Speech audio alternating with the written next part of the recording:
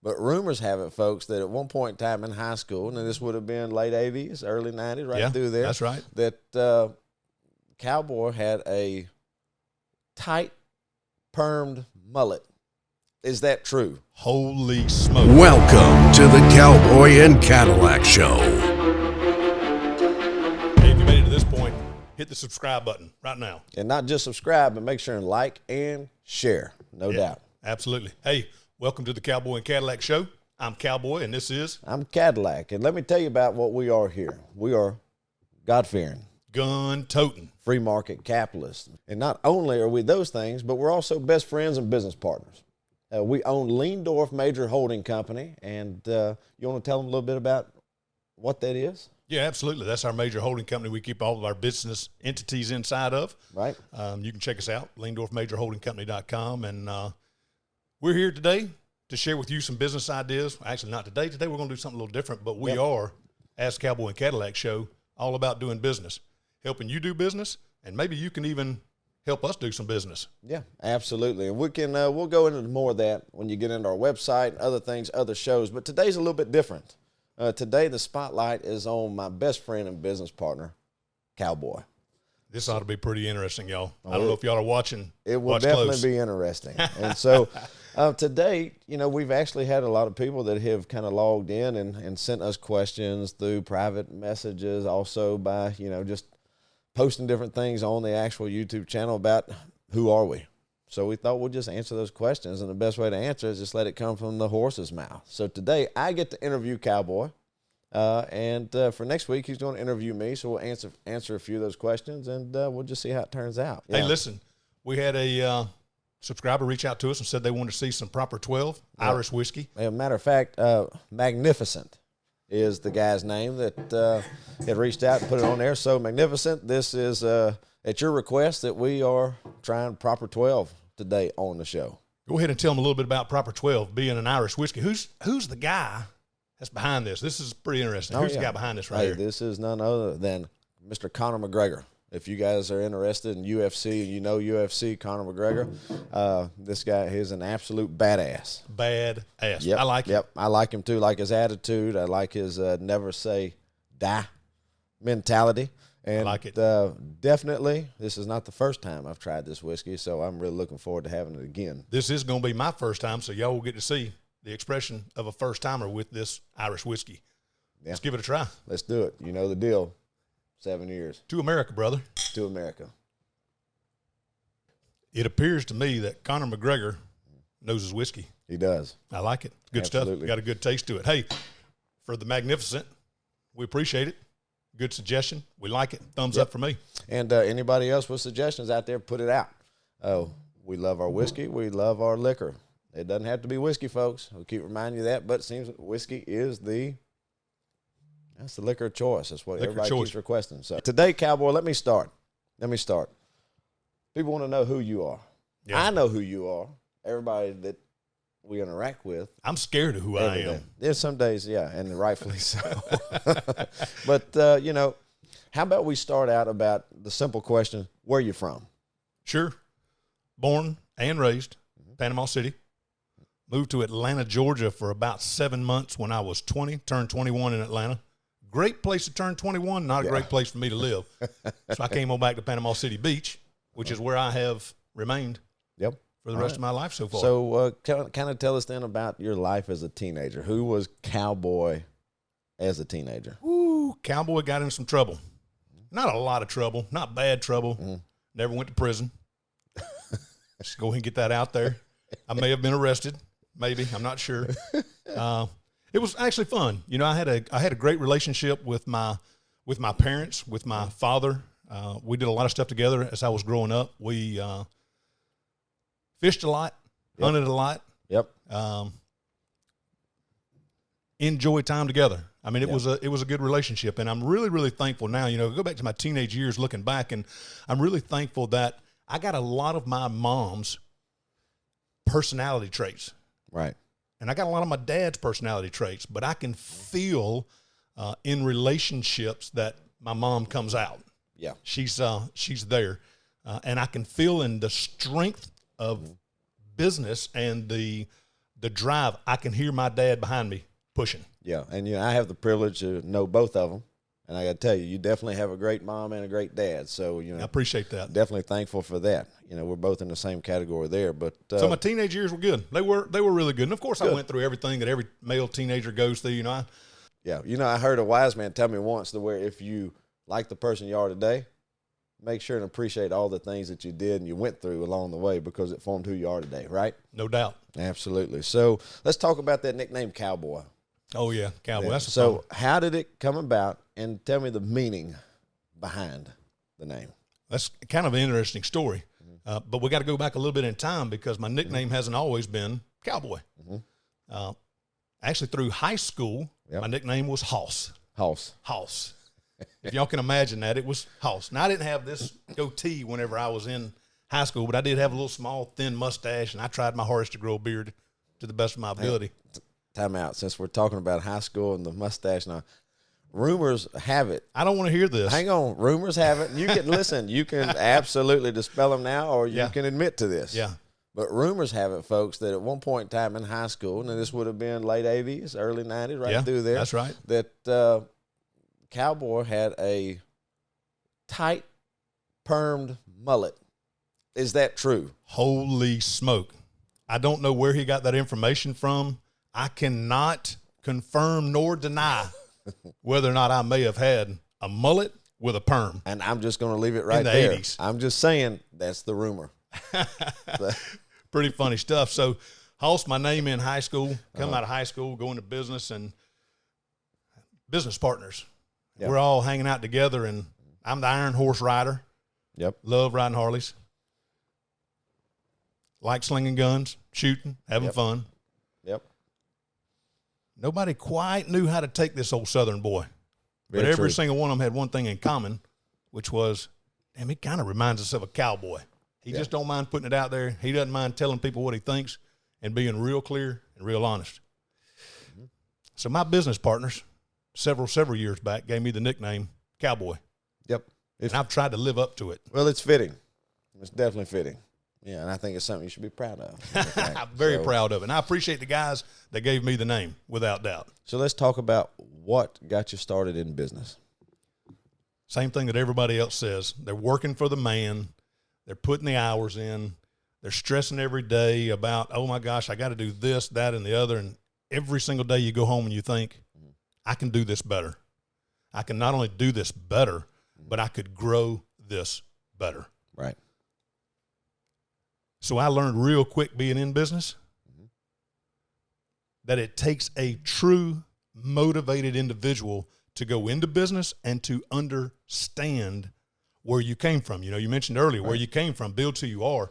If you're not a motivated employee, if you're not working for the company that you're working for now, going into business ain't going to be any easier. Just because you're the boss and you get to say I'm the boss doesn't mean a freaking thing. Matter of fact, it's horseshit. I don't even like being called the boss. I really don't. Right. I agree with you. Both Cadillac and I on our business cards, neither one of us have owner, neither one of us have boss, neither one of us have anything on it. We're two guys. We're trying to lead a group of people to success in our businesses. We don't look at the boss title. Right. So circle back to that. It's I looked at the people that I was working for and said, I can do it better. Right. And one thing I can say about you, Cowboy, there's a lot of things I can say about you, obviously. Please don't say all of them on camera. I won't. But one thing I can say that I truly appreciate as your partner and best friend, both in business and just in life, is that, you lead by action. And I think that that's what a lot of people miss in today's society, that there's a lot of bosses. You've heard the old meme, or you've seen it out there, that bosses drive people from the rear and leaders lead people from the front. That's right. And I'd like listen, I'm gonna step that back a notch. Yeah. And let's go back to just a podcast or two ago with Perry Blackburn. Yep. And 12 Strong, the movie. Let's go back to what did he do for his group to show them, I am in it with you. Right. He took the horse by the reins and went out front to show everybody, hey, load up and come on. Right. Here's what we have to do. Right. As a matter of fact, even went as far as when he could have had all of the protective equipment, he chose not to. Why? Because they couldn't outfit the other people that he was leading. That's right. Now that's a leader. That's right. Yeah. So tell us real quick, Cowboy, what motivates you in the mornings? Oh, you mean other than my beautiful, gorgeous, sexy wife? No, including her. Yeah. She's a big motivator. Cadillac's a big motivator for me. When I get up in the morning, the very first thing that I start thinking about, of course, is business. Right. And what's going to be occurring today and what occurred yesterday and what do I need to be prepared for tomorrow and the week after that. The motivation has to be there. And I'm gonna give you just a quick tidbit on motivation. I'm an Ironman. I've done 4 or 5 different full-length Ironmans. Great experience for me. It's a level of commitment. It's very similar to business.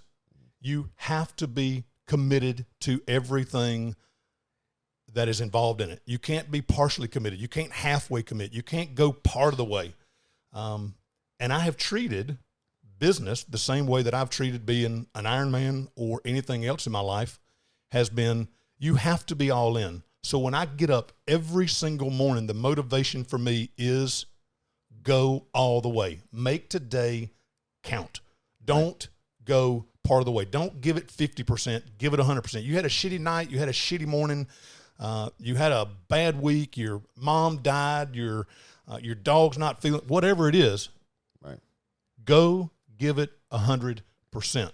If you give 100%, the people that are in business with you and the people that work in your business are also going to see that drive, and they're going to give 100% also because they want to be with the leader. Right. No doubt. No doubt. Listen, I want to ask one final question for today's show. All right.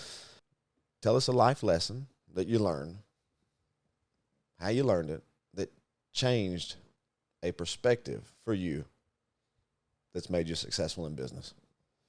Whew, that is a good one. That, to be honest with you, I think I would probably have to go back into the downturn of the economy back in the late 2007, early 2008. Mm-hmm. And I learned a real valuable lesson. And what I learned was, at that time, I was not a God-fearing individual. Mm-hmm. I believed in God, and I knew God existed, but I just didn't have that fear of God. Right. It was just, he was there. Right.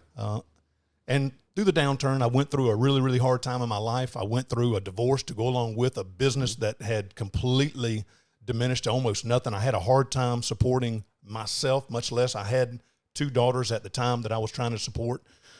It was really, really tough on me. And the lesson I learned at that time was God is going to always be there. And God gives each individual a uniqueness that is special to that person and gives them abilities that nobody else has. And the lesson I learned was God's real. And when we say we're God-fearing, gun-toting, free market capitalists, we mean every single word of that. Right. And the lesson was when that downturn came, everybody goes looking for God when it gets hard. Yeah. And I'm no different than anybody else. And that lesson in life for me was God's going to get you back. Right. God has your back. Cadillac is my business partner. I know without doubt, no matter where I am, you are either beside me, right, in front of me, or you are right behind me making sure nobody's sneaking up on us. Absolutely. Wherever you need it most that day. And I also know that God's there with us too. No doubt. And I know we didn't get here on our own. I didn't get here on my own. Mm-hmm. And I know without doubt that God is my answer to that. He is my life lesson. Yeah. I have definitely in the late 2007, early 2008, I found God. Man, that's great to hear. And I tell you, too, I can honestly tell the people at home that we are not super spiritual people.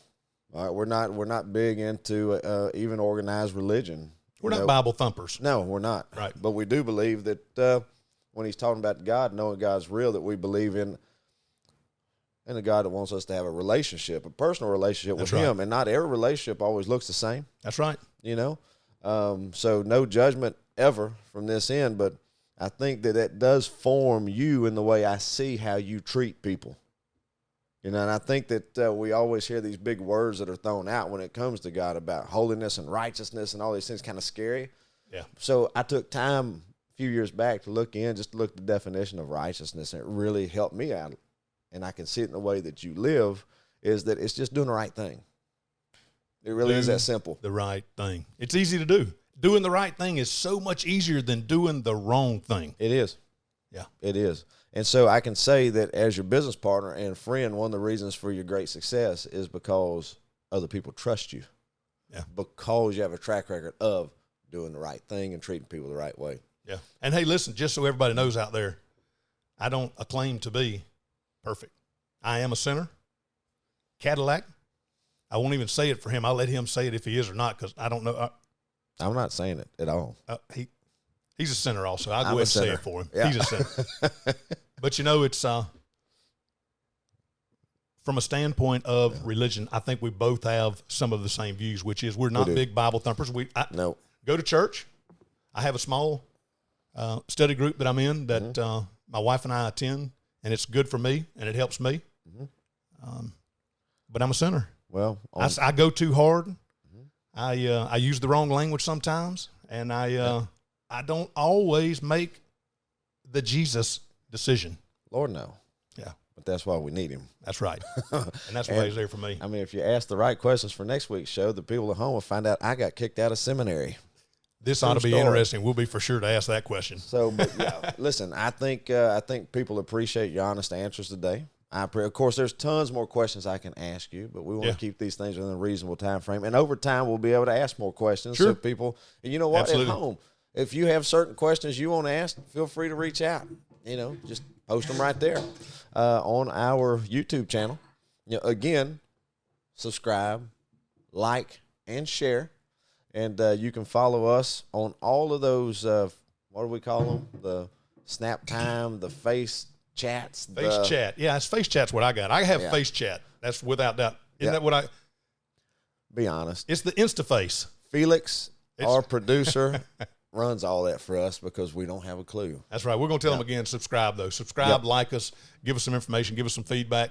Conor McGregor, like it. We're going to go ahead and finish it up. Great whiskey. Great show whiskey today. Hey, listen. Now y'all know a little bit about me. Well, just a little bit. Just a little. Just a little. But great show today, Cowboy. I enjoyed doing business with you and enjoyed doing life with you, partner. Me too, brother. All right. Until next week, here's to us and to y'all at home.